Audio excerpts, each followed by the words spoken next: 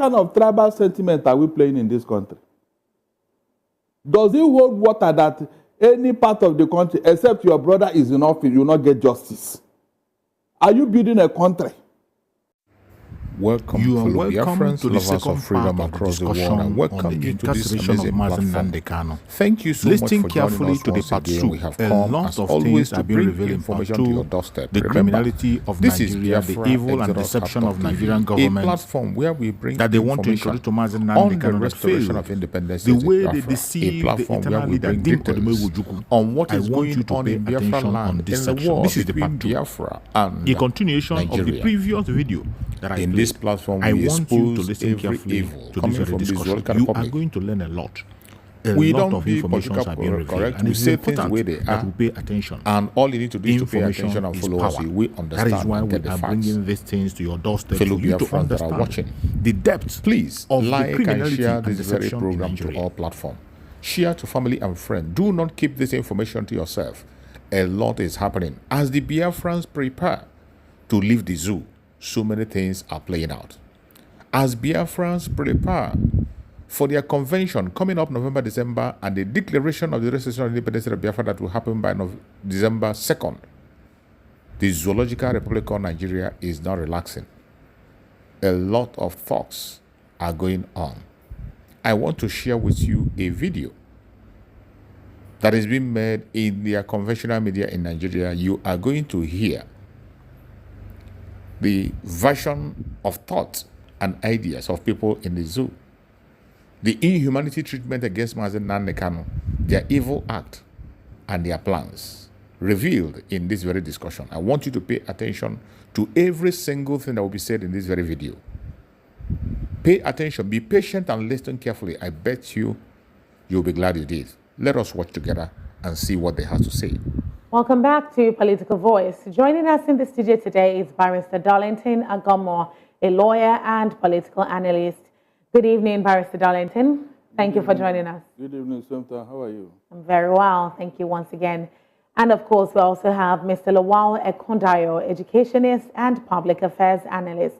Good evening, Mr. Lawal. You're very welcome. Good evening.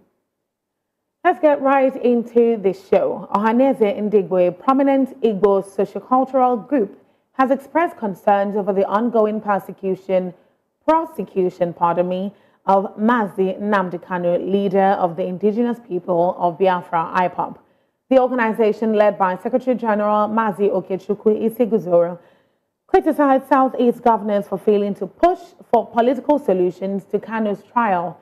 Ohanaeze praised Justice Binta Nyako for stepping down from the case, highlighting Kanu's loss of confidence in the judicial process.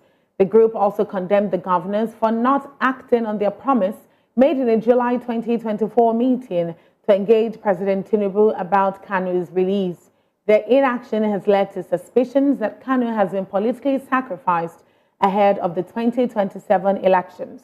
Ohanaeze urges the governors to fulfill their pledge, calling it both a political and moral obligation. Now, to a large extent, this conversation, all that situation, the entirety of that situation is one that brings a lot of sorrow to the Southeasterners, particularly people that relate and sympathize with the cause of IPOB.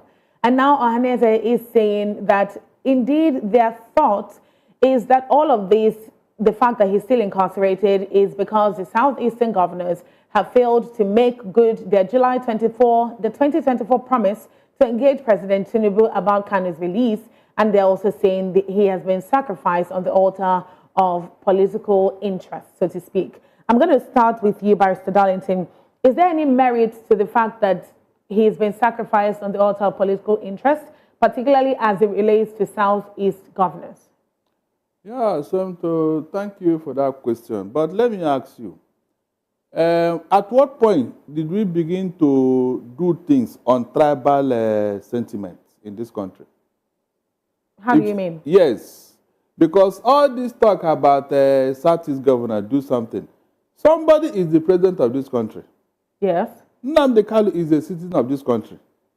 Why must it be that the Southeast had to go and push, talk, cajole the president before Nnamdi Kanu can be released, after the court has spoken. What kind of tribal sentiment are we playing in this country? Does it hold water that any part of the country, except your brother is in office, you will not get justice? Are you building a country? Tell me. All the talk that Southeast governors, Southeasterners, they have sacrificed that. Isn't Nnamdi Kanu not a citizen of this country? And why must he be treated in this manner? When you realize the fact that people like Sowore and other people who have done even worse things have been released. It doesn't all go well. So one of the reasons why Nigeria is not making is because of this type of behavior. If you see that something is wrong, please treat it. Leave whoever is involved. If you see that this person is being unjust, take action. That is the only way you can bring inclusivity. You're relating this to the ruling of the Supreme Court, right? Yes. The president ought to have done something. You don't need anybody to. That is the only way you can tell me that yes, I am a Nigerian. I am supposed to be protected. That's what you are supposed to do. That's the first thing you swore to. A citizen of this country is being unjustly detained, and the president is there. He has seen the merit of this case and all that. He has seen and heard what the Supreme Court said. Yet he just pretend as if it does not concern him. All the things that have been said, and he just remain aloof. Meanwhile, he has released Sowore. He has released Sowore. The other people in the north, look at what they are doing. In fact, they have even pardoned them and rehabilitated them into the society. With this type of behavior, how can the Igbos, where Nnamdi Kanu come from, how can they believe that, yes, they are part of this country? You can see. You are deliberately creating that division you are avoiding. There's no way anybody from the side will be happy because it has become an affront to the Igbos. Yes. Remember, let me tell you, maybe people don't know. One of the reasons the world fought the First World War was because a woman was killed unjustly. A woman was killed, a woman. That was what caused the First World War. Now that we have been advancing and talking, nobody will listen. Tomorrow night, they will see how the Igbos have started the disturbance. They have started fighting. Over what? But it is good though when you are treating me unjustly. But when it's the other side, I mean, it's okay. Why? All right, Barrister Darlington, let me pose this one to you, Mr. Lawal. He's talking about the fact that it's an affront to the Igbos, the fact that the president is not treating this with any kind of seriousness, so to speak. According to him, he's saying the Southeastern governors, that aside, because they shouldn't even be running any interference, they shouldn't be running any middle point, any middleman management at this point, because the Supreme Court has ruled and they have the final say. So why not follow the ruling of the Supreme Court? What are your thoughts concerning that specifically? Actually, one, like I said, Nigerian constitution, gives opportunity for dictatorship. If you say rule of law, anytime you hear they say rule of law, yes, I just look at people who say it, because I know that the rule of law is selective in Nigeria. It's selective. When I always forget this governor, this Kogi State governor, former Kogi State governor. Yes. You see, he went to EFCC. Yes, he's been looking for him. We're looking for you. We are looking for all over the place. They are saying he's wanted. Anybody who say whatever. Now, he went to EFCC. He was followed by a governor, a sitting governor of the state. So when he got to EFCC, he said EFCC just released him. Yes, he said no, it's because he came unannounced. I don't know what they mean. That's why they released him. He's still wanted. And he wasn't interrogated. I don't understand. Okay. I don't understand that what game. You want somebody. Does somebody's immunity cover another person? You get what I'm saying? I wonder. Does somebody's immunity, one governor's immunity, cover the another person's immunity? An ex-governor for that matter. Ex-governor who has no immunity. So they said they will not arrest him because he came with a city governor who has immunity. I don't understand. What does that mean? Mr. Lawal, now, let's not digress. You're I'm going somewhere. The rule of law is a sham. Yes. Now, somebody is in the same custody of the government. and the Supreme Court made rulings, and that ruling is not followed. Is that the rule of law? You get it?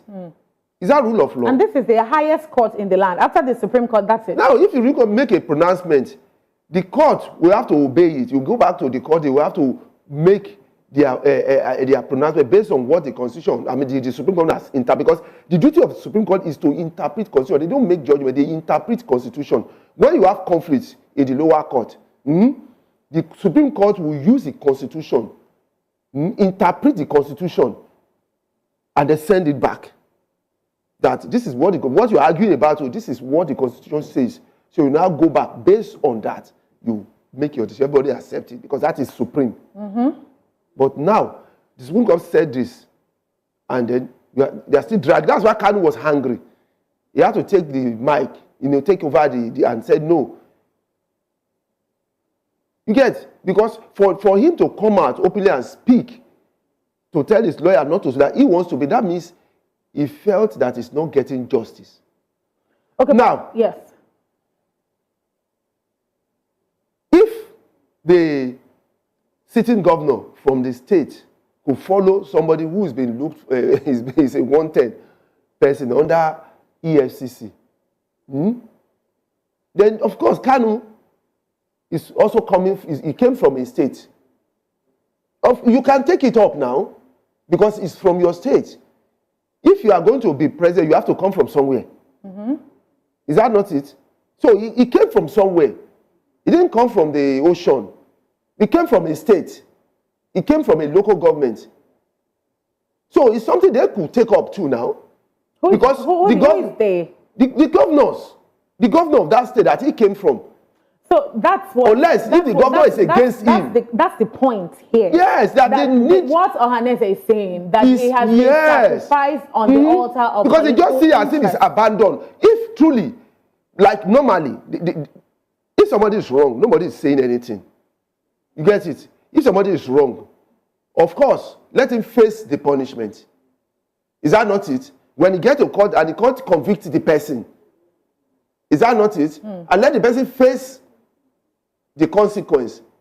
But at this junction, is the court convicting him?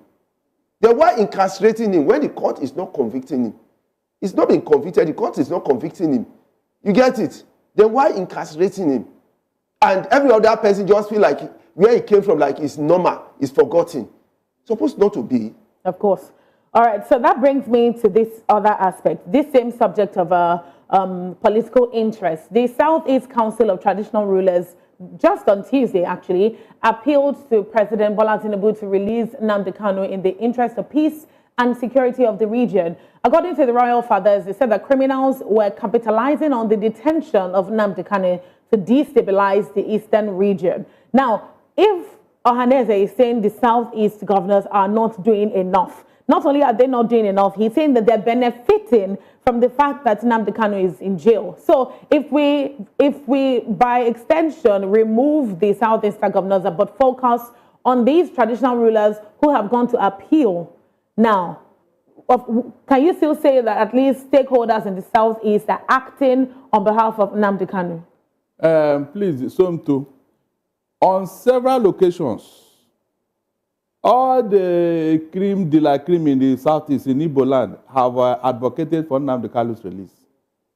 Iwanyang, the Ohanaeze leader, before he died, before he passed, he went there. He even went to visit Nnamdi Kanu in detention. Every other person I know in Igbo land have done so. The lawmakers have made representations. Who is that person in Igbo land that have not done so? Even these governors are talking, they have done so. So when somebody is now saying that the Igbos are on look, that's what I don't want to hear. Because in the first place, the person that is holding Nnamdi Kanu are not the Igbo governors. It is the federal government of Nigeria. And the court has said, leave this man alone.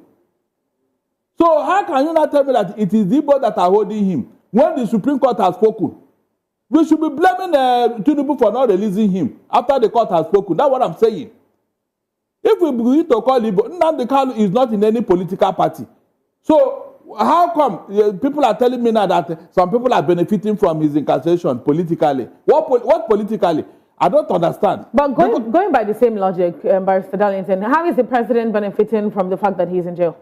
That's what I'm telling you, that it has become an affront to the Igbos. Yes, now, because I don't see why Nnamdi Kanu should continuously be detained when Oshowore has been released. And that's where the tribal settlement I was talking about came in. If an Igbo man were to be in Asorok today, do you think Nnamdi Kanu will still be there? No, be sincere to yourself. Do you think Nnamdi Kanu will be there if an Igbo man had been in Asorok? You know the answer. All right. Because it was immediately the tribute came into effect that he released Oshowore. They did not even try him. They withdrew the case completely, discharged and acquitted. The Attorney General entered the nulli prosecute in the case of Oshowore. So that of Nnamdi Kanu, if they have anything against for 4 years now, why have they not tried him? They have nothing to do with Nnamdi Kanu. Even the offense that they claim, they said it was even the Supreme Court that said that Nnamdi Kanu had been offended by the federal government, that he should sue them. So when you look at all these things, I don't know this idea of referring to the Southeast. What will anybody gain if Nnamdi Kanu continue to remain there? The Southeast governor, what are they benefiting now? Are they secured?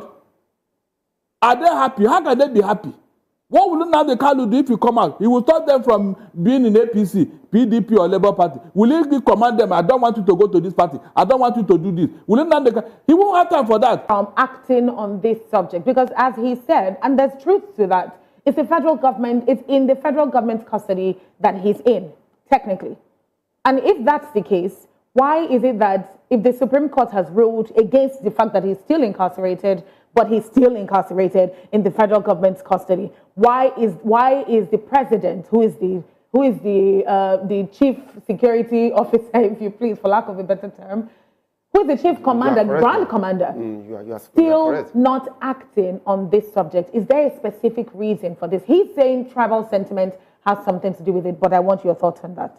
I think that question should be directed to the, is it Onanuga, the spokesperson of the president? Should come and tell us why now. Because if we hold the Constitution to be supreme, you get it. You get it. And the Supreme Court that interprets Constitution, you get, said they should release him. Then, and the federal government is not obeying the Constitution. The federal government should come out and tell us the reason why they have not done that. You get what I'm saying? Of course. Because for us to be talking about this thing, that question is for them to answer it. That's why, see, look at what happened. It's already in the Constitution that this local government allocations should be given to them, but the states were not doing it. Is that not it? Now, the federal government took the state to court. Is that not it? So that that thing can be done. So if the federal government is not releasing Kanu, Ohanaeze can take, anybody can take the federal government to court now on it. There are lots of speculations on that. Because take the federal government to court. Let the court, you get it. Because if the court, when you present that thing in court, then the judgment is the violation of the Constitution itself. So the court will now say, no, the federal government, you get it, is violating the Constitution. But the federal government is already violating the Constitution. I know. So if Barrister Darlington, 1 second. If the federal government is already violating the Constitution by the very act of the fact that he's still in jail, then how then would suing the federal government still to the same court? Is that not counterproductive? What's the result of that supposed to be?